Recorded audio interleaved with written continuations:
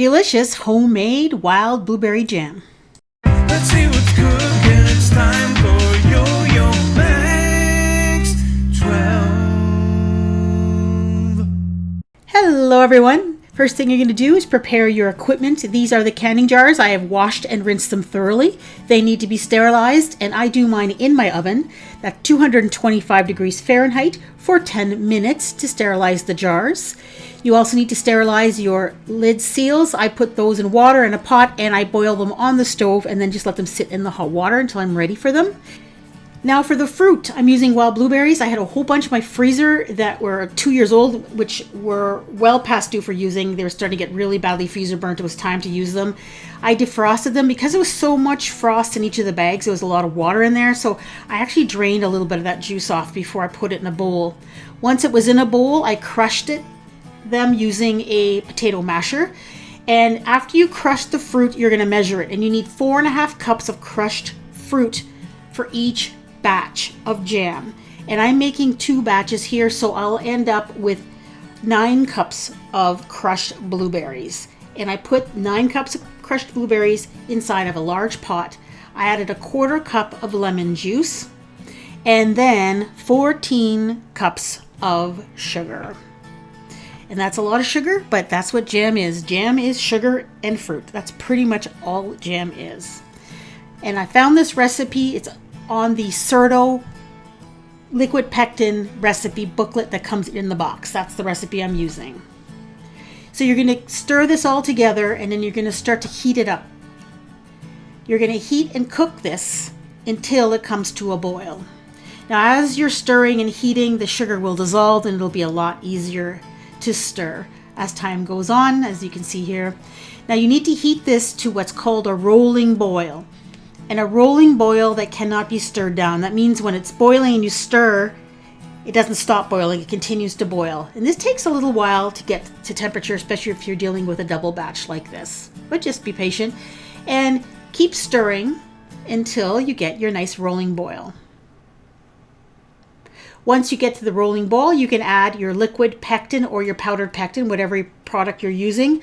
I'm using Certo liquid pectin. Comes in these little pouches, and I'm using 4 pouches for a double batch. And you just squeeze those pouches of liquid pectin into the fruit, and then once all the pectin is in, you can return this to a nice rolling boil after you give it a nice thorough stir. Then continue to stir until it comes to, again, to a rolling boil, and once you get to that point, set your timer for 1 minute. Cook and stir until the minute is up, and then you can take it off the heat. Then it's time to put this in jars. So here are my sterilized jars. That is a canning funnel. Super convenient thing to have. If you're going to do more than a couple batches of jam, I would buy one. Then you're going to fill your jars up with the blueberry mixture, and you're going to leave about 1/4 inch of head space or air at the top of the jar. Then once it's full, wipe the rim with a clean cloth if there's any jam on there, and then put on your lids. That's a little magnetic tool you can use to lift them out of the water. And then put on the ring. Now you're going to find that these jars are super hot. So you may want to have a nice clean cloth handy or an oven mitt to hold onto your jar while you're putting your lids on. And just put them on fairly tight.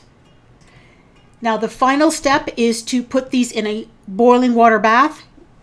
And it's going to help make the jars very safe by killing any bacteria that might be in there. This is my backyard. That's a propane burner that I received from my late father. And this is a canner with a rack. You put your jars in there, make sure there's at least a couple of inches of water over top of the jars. Bring the water up to a rolling boil. And once you get a nice rolling boil, you're going to process these for 10 minutes. I put the lid on there just to keep the heat in and just keep an eye on it. Just make sure that that water maintains the boil. And then take them out.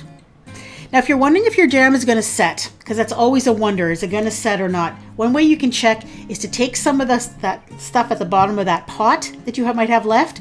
This is a plate I was using to put my ladle on to catch the drips. And if you scrape it all together once it's cool, you can see that once it's cool, it has become jam. So if you see this happening, with a spoonful that you set aside, you'll know that your jam is going to turn out. So once your jars are done processing, I put them on the counter on a little piece of cloth. Just let them cool completely undisturbed. After they're cool, check them to see if they've sealed. And to do that, you press down in the center, and the centers of those jar seals shouldn't move. They should be down, and they should stay down when you press on them. They shouldn't bounce up and down. And you know they're sealed, and you're done. And last thing you can do is throw some labels on there. I made these little labels. I put the year, and I put in memory of Ed and Yo. My parents used to make jam every single year, and I put that on there in memory of them because I've recently lost both of them. Here is the blueberry jam. It is delicious. It's amazing. It's so flavorful. It's wonderful. And they make excellent gifts if you want to give them away to friends or family as well. I have one other preserving recipe on my channel, and it is for orange marmalade, and that is the video that you see on your screen right now. Thank you so much for watching.